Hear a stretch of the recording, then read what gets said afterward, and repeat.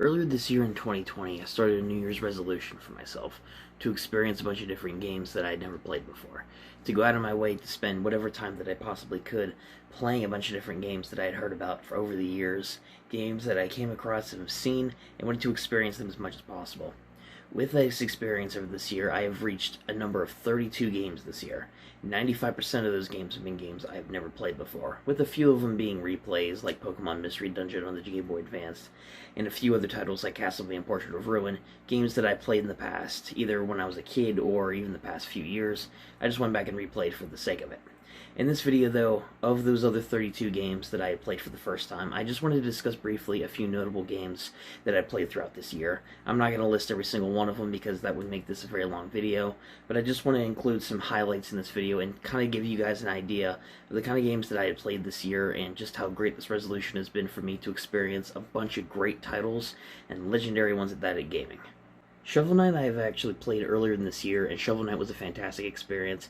Taking a game that was like in this retro 16-bit style, 8-bit style, whatever it might be, replicating the old NES games into a really great adventure with great visuals, music, combat, great characters, and just having the kind of really good game that you just don't see much nowadays, especially considering that this was a game that was kickstarted and became a massive franchise, with Shovel Knight, the titular character, appearing in so many other games and spin-offs, that this franchise has exploded into something bigger than what you might expect, with the main game, 3 different DLC stories that tie into the main game itself, a card-based game system that you have coming in.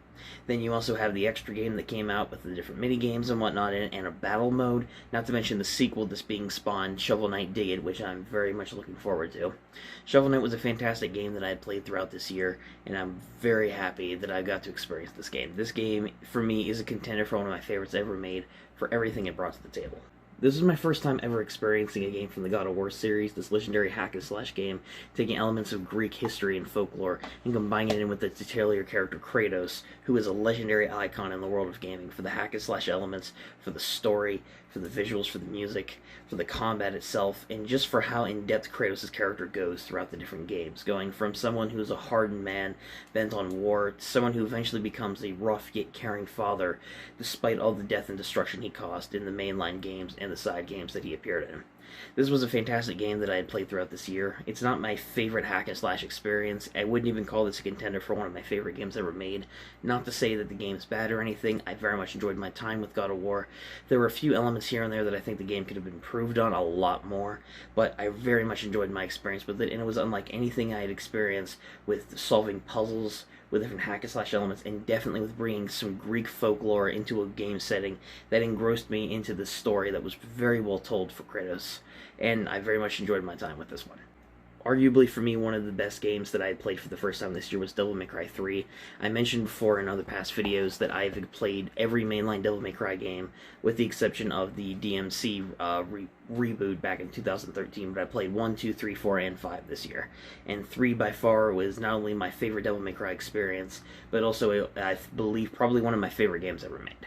And this is a fantastic game, fantastic hack-and-slash game, with great controls, visuals, music, great characters with Dante, having a small cast that ends up diversifying the entire experience, having fantastic elements where you go through different areas that really reminisce the whole fact that you're fighting against demons from the underworld. This game has so much to it. Capcom did an amazing job from the disaster that was Devil May Cry 2, and they very much redeemed themselves when they came out with this game.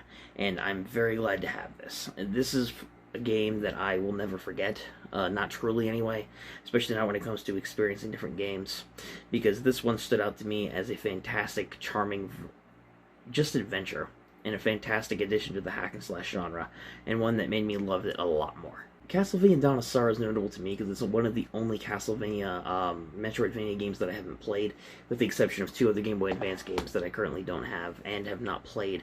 But this was a game I was very curious about, especially because I've heard so much about Portrait of Ruin and the other DS game, which I have not played as well, Order of Ecclesia. This game I played very recently, within the past month, at the time of recording this video anyway. And I was very, very happy to have gotten this game, and I played it, I almost beat it, I'm at the final boss, just need to see the final cutscene and everything else. But other than that, though, this game is a fantastic addition to the Castlevania lineup. It's not as good as Symphony of the Night, and for me, I bounce between Dawn and Aria, which one I personally prefer, because both of them have very unique aspects despite being in the same timeline, and with this one being one of the only immediate sequels in the Castlevania series. This is a great game, great customization, great visuals and music. You're going to hear me say that a lot. Characterization, art style could have been a little bit more improved, I think, especially from improving on Aria.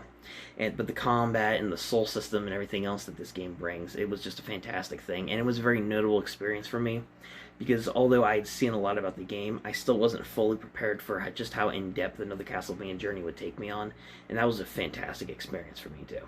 I don't know the physical boxes for these, but Bioshock 1 and 2, fantastic games in themselves. Bioshock is one of my favorite first-person shooters of all time, / adventure shooters now. Bioshock 2 was a fantastic game as well, but I don't think story-wise it was as good as Bioshock 1.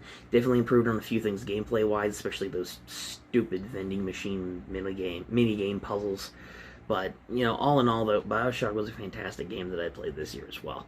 Bioshock is one of those great in-depth stories that tells a fantastic story in a great setting in an underwater dystopian city ravaged with people taking these different drugs and gaining superhuman abilities, all the while falling apart on the surface and dealing with themes of real-world life that have never really been explored in another video game. Bioshock captures all of this in a great setting. It looks good, sounds good, great combat, great customization with different powers and weapons, definitely really nice diverse characters, and very unique premises that no other game has ended up replicating even today. And that game came out in 2007. Bioshock 2 was another great game that I played this year as well, and like I said, story-wise and character-wise, well, it tried to retcon a few things from the first game in minor ways, which didn't really sit well with me because that first game's story can't be topped in Bioshock 2 for me. The gameplay was about the same, and it was fleshed out more too, and I very much enjoyed it, and there were a few different gameplay elements, again, like the vending machine puzzles to get discounts and get items and whatnot at the vending machines was a lot better than Bioshock 1. Trust me, I'll take the time minigame over the tile minigame any day. But Bioshock 2 wasn't as great a game for me, but it was still a fantastic follow-up, I think, from Bioshock 1 all in all. But Bioshock 1, though, will always still have a spot on my favorite shooters list. It was a fantastic game. I've had a few other notable mentions on this list, but without going in depth, there were games like Quantum Break, Bayonetta. There were a lot of other games that I had played this year that I had very much enjoyed my experience with. River City Girls was a very recent one for me, introducing me to the beat-em-up genre with having a fantastic story, great characters, witty dialogue, great combat customization, and visually looking great, replicating those old River City games back on the NES. It was just a fantastic experience too, and a very good game, and a very good highlight for me this year as well. There have just been a lot of games that I played this year that I have absolutely loved. The only game that I played this year that I experienced for the first time that I didn't enjoy was Devil May Cry 2.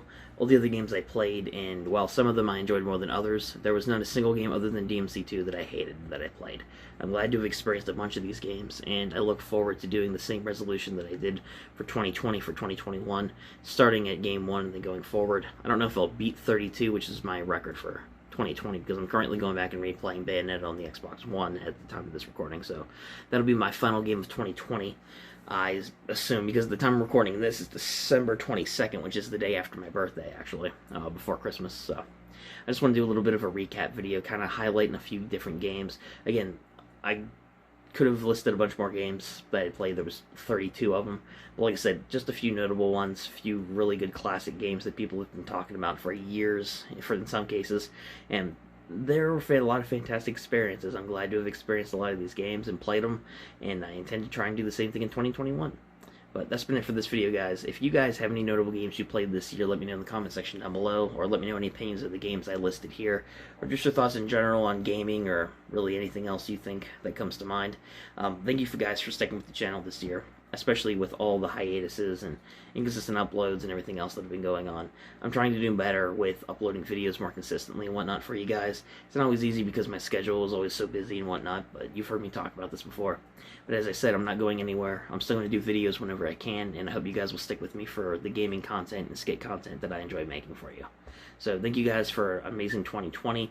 I don't know if I'll put another video before 2020 is over, but rest assured there will be more videos at some point in the future regardless. So, thank you guys for sticking with me is all I want to say there. Comment down below your thoughts and feelings. Like the video if you did enjoy it. And subscribe if you guys want to catch more videos like this in the future, where I do all sorts of different stuff. So, either way guys, thank you so much for watching this. And until next time guys, I'll catch you later. Peace.